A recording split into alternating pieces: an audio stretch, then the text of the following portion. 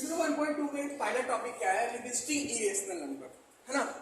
देखो ये थ्योरम जैसे हमने एक थ्योरम बताई थी, फंडामेंटल थ्योरम ऑफ मैथमेटिक्स, उसमें क्या बताया था मैंने कि कोई भी नंबर का जो फैक्टर होता है यूनिक होता है।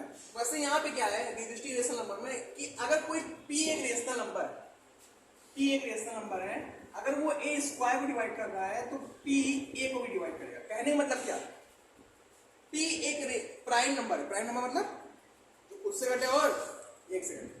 तो मान लिया 2 प्राइम नंबर ले लिए, है ना, 2 क्या ले लिया, प्राइम नंबर ले लिया, ठीक। जो डिवाइड कर रहा है किसको, 10 के स्क्वायर को डिवाइड कर रहा है, जहां a क्या है पॉजिटिव इंटीजर, पॉजिटिव इंटीजर 10 मान सकते हैं। मान लिया तो एक प्राइम नंबर जो कि 10 को डिवाइड कर रहा है, तो इसका कहने का मतलब है कि 2 10 को भी डिवाइड करेगा। 2 एक पॉजिटिव इंटीजर है जो डिवाइड कर रहा है किसी नंबर के स्क्वायर को, तो वो 2 किसको डिवाइड करेगा, 10 को भी तो करेगा। तो यही थ्योरम है हमारी, ठीक है। उसी से रिलेटेड क्या है क्वेश्चन आगे है। अच्छा ठीक है, जब डिवाइड कर देगा, जब डिवाइड कर देगा इसको, तो आंसर कितना आएगा, कोई नया आंसर आएगा कि नहीं आएगा, 5 आएगा ना। ये चीज ध्यान रखना कि अगर कोई नंबर किसी स्क्वायर, कोई प्राइम नंबर किसी नंबर के स्क्वायर को डिवाइड कर रहा है, तो वो नंबर उस नॉर्मल नंबर को भी डिवाइड करेगा। समझ गए, गॉट इट, इतना नोट कर लिए।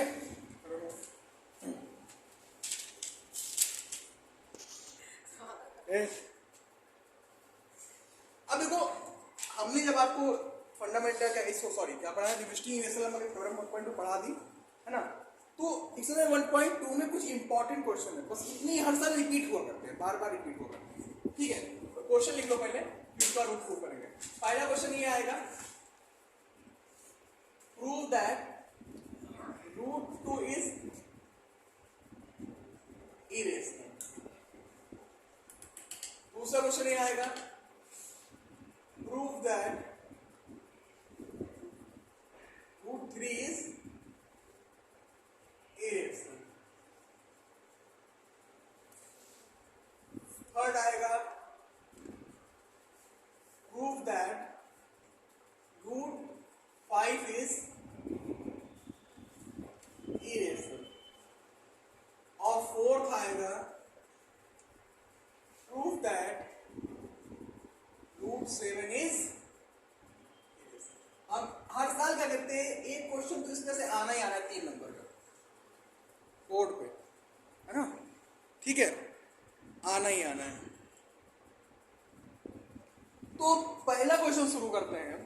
पहला क्वेश्चन क्या है, देखो इसकी जो क्या कहते हैं आउटलाइनिंग है बिल्कुल सेम है, बस वहां पे वैल्यू में पुट करनी चाहिए, समझो क्यों ऐसा होता है ना, समझो ऐसा क्यों होता है। सबसे पहला क्वेश्चन हम लेते हैं, prove that √2 is a irrational. पहला क्वेश्चन क्या है कि प्रूव करो √2 क्या है, इरेशनल नंबर है। तो देखो यहां पे हम कौन से मेथड का फॉलो करेंगे, यहाँ मेथड हम जो फॉलो करेंगे वो है कंट्राडिक्शन मेथड, कि जो हम माने उसका ही क्वेश्चन के अंदर विरोध आ जाए। जब किसी का विरोध हो जाता है तो अब हमेशा वो गलत ही होती है ना। फॉर एग्जाम्पल सबसे पहले इसको क्या मान लेंगे हम, लेट √2 इज रेशनल नंबर। सबसे पहले क्या मान लिया, √2 एक क्या है, रेशनल नंबर हो गया। अपोजिट किया ना, यहाँ प्रूव करना ही रेशनल, कि सबसे पहले हमने माना क्या, रेशनल माना, जब रेशनल है तो किसके बराबर होगा, सो √2 बराबर किसके बराबर देगा, p/q के बराबर होगा कि नहीं होगा। और यहाँ पे p और q क्या है, एक बात कर लो यार, p and q are coprime. आप कहोगे सर ये को-प्राइम क्या होता है, देखो ऐसे दो नंबर जिनका एक के अतिरिक्त कोई एचसीएफ ना हो, जिनका एक के अतिरिक्त कोई एचसीएफ ना हो। अच्छा एचसीएफ होता क्या है, एचसीएफ मतलब तो दोनों में कॉमन मिले, एचसीएफ मतलब क्या होता है, तो दोनों में कॉमन मिले। अगर एक के अतिरिक्त कोई और कॉमन मिल रहा है दोनों में, तो हम जो माने हैं वो गलत हो जाएगा, है ना। चेक करते हैं क्या हमने जो माना सही है कि गलत। तो हमने इसको को-प्राइम मान लिया, √2 बराबर की p/q बराबर, जहां p और q को-प्राइम है, को-प्राइम मतलब कि इनका एचसीएफ कितना होगा, एक होगा। अब इसको सॉल्व करते हैं, तो p बराबर क्या हो जाएगा, √2 q होगा, भेज दो, हो गया ना।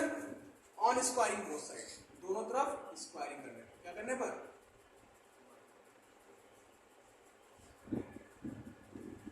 कर दो स्क्वायर। पी का स्क्वायर क्या हो, पी क्यू का स्क्वायर पी स्क्वायर हो गया, और रूट 2 के उसको रूट 2 के ऊपर स्क्वायर, क्या आ जाएगा, पी स्क्वायर बराबर 2q स्क्वायर हो गया कि नहीं हो गया, होगा ना, स्क्वायर से रूट कैंसिल।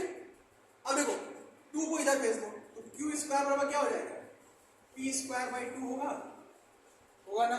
अभी हमने थ्योरम 1.2 पढ़ाई कि अगर कोई नंबर का स्क्वायर 2 से डिविजिबल, प्राइम नंबर डिविजिबल है तो नॉर्मल नंबर से 2 से डिविजिबल होगा, अभी तो बताया था। तो किसी नंबर का स्क्वायर डिविजिबल है 2 से, ये प्राइम नंबर से, तो वो नंबर भी डिविजिबल होगा, नॉर्मल नंबर भी डिविजिबल होगा। तो बाय यूजिंग थ्योरम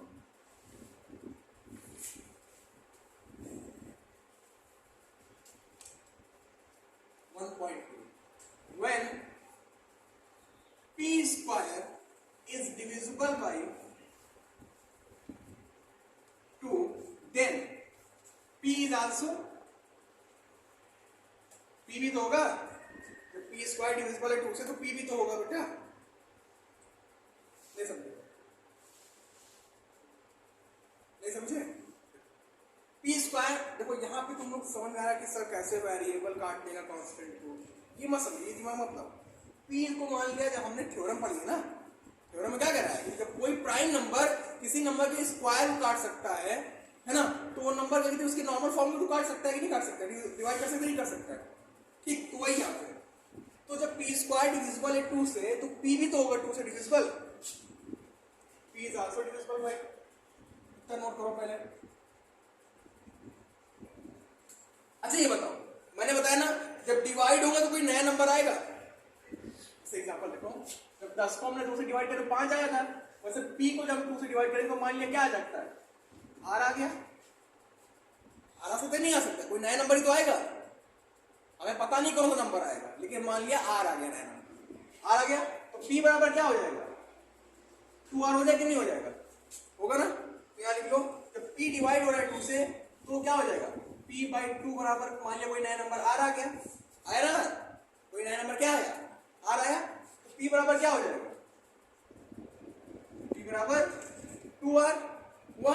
इसको इक्वेशन फर्स्ट कर दो, इसको इक्वेशन फर्स्ट कर दो। अब ये p बराबर 2r इक्वेशन फर्स्ट में रख दो, तो क्या हो जाएगा, q स्क्वायर बराबर 2r का स्क्वायर बाई 2, क्या हो जाएगा 4r square by 2, q square 2 से 2 कट गया, क्या आ गया, q स्क्वायर बराबर 2r स्क्वायर आया, q स्क्वायर बराबर 2r स्क्वायर आया, है ना। अब देखो ये 2 को यहाँ भेज दो नीचे इसके, तो क्या हो जाएगा, r स्क्वायर बराबर q स्क्वायर बाई 2, हुआ ना।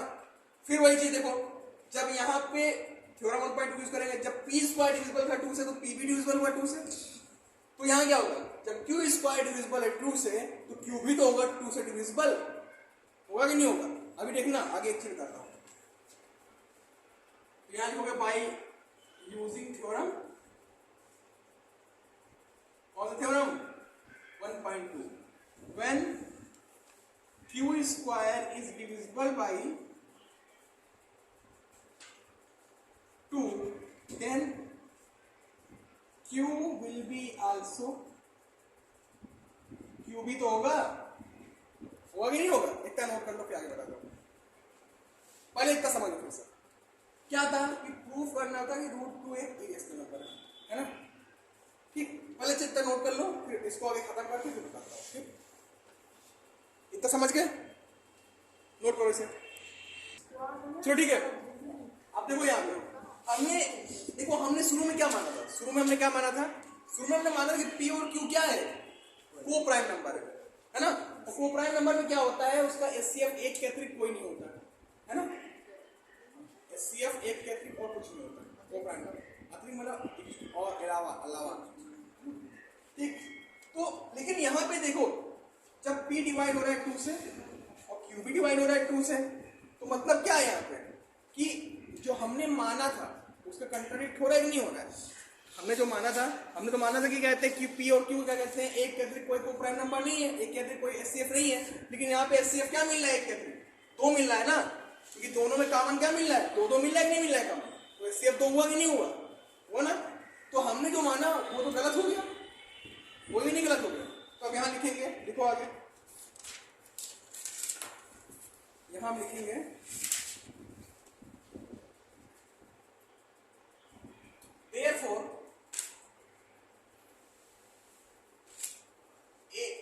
P and Q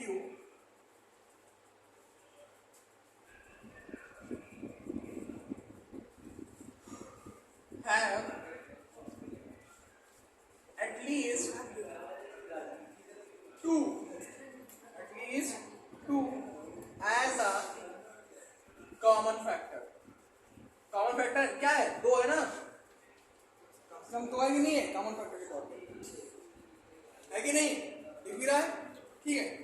तो क्या होगा, तो ये उस कंट्राडिक्ट करता है उस फैक्ट का, उस चीज का कंट्राडिक्ट करता है।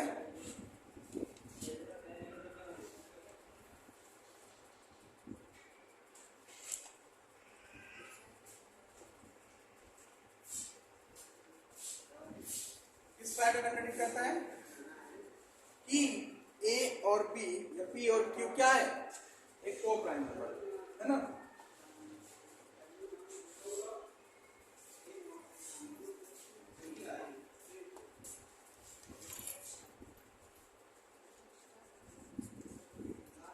बातें नहीं,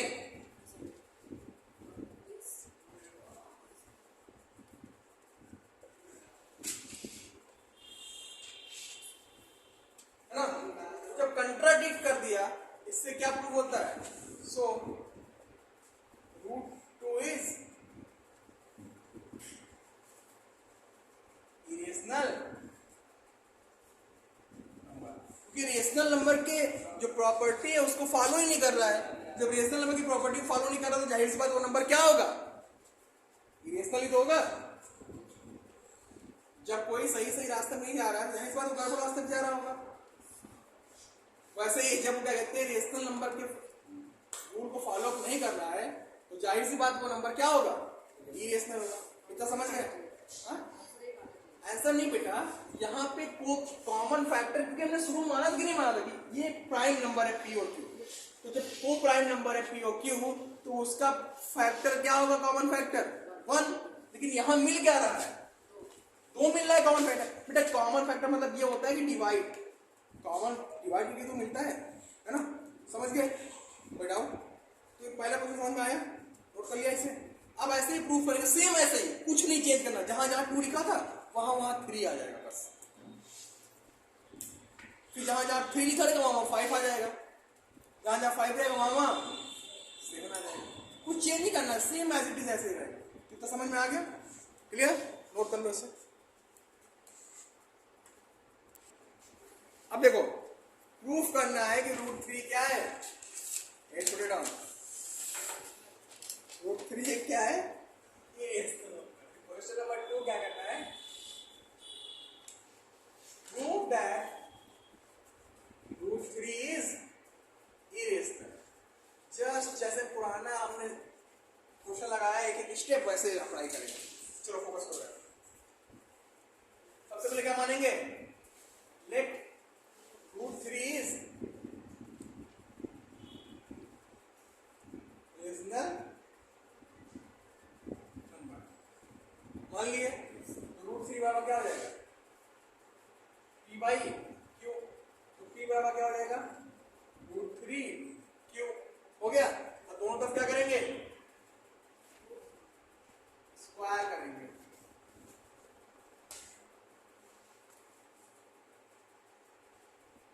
क्या हो जाएगा, पी स्क्वायर बराबर √3 क्यू स्क्वायर बराबर क्या हो जाएगा, पी स्क्वायर बाई 3 हो गया ना। इसको एक कैसे क्या कह देंगे फर्स्ट। अब देखो बाई यूजिंग थ्योरम 1.2, कौन सी थ्योरम थी,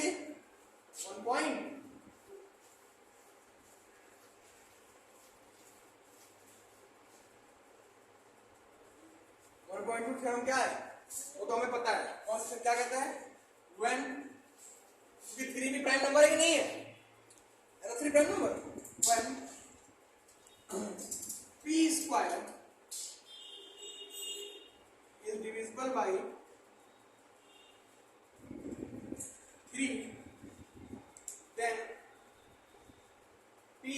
आल्सो। क्लियर? तो क्या हो जाएगा, p को डिवाइड कर दो 3 से, कितना आ गया, मान लिया कोई नया नंबर r आया तो p बराबर क्या हो जाएगा 3r हो जाएगा।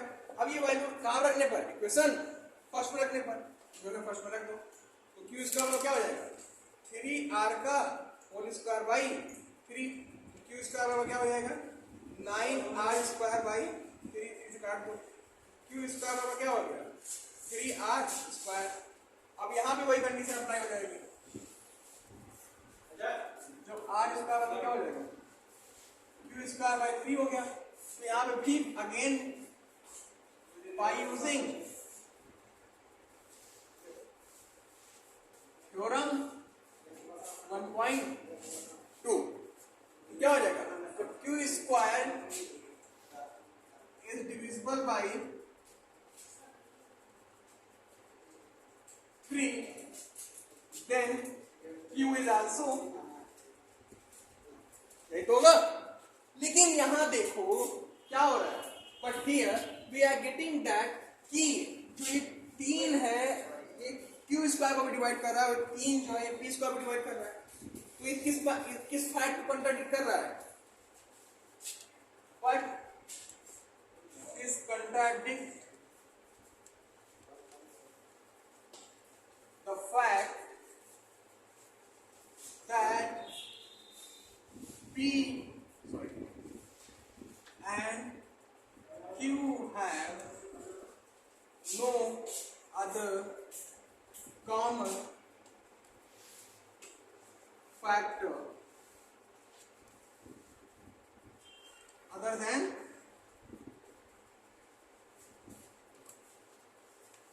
कंट्राडिक्ट किया नहीं करता क्या, सो इसलिए √3 क्या है इरेशनल नंबर।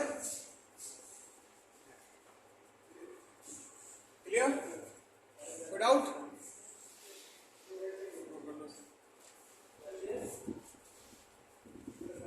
कुछ है नहीं इसमें, वही सेम स्टेप है सारा, नोट कर लो सब।